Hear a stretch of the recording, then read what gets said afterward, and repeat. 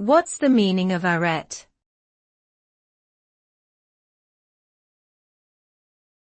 Arête.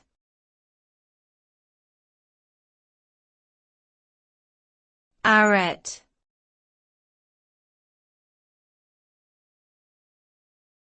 Arête.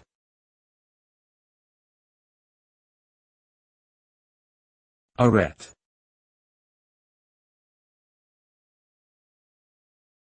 The term arête has roots in Greek philosophy and is often described as a concept of excellence or virtue.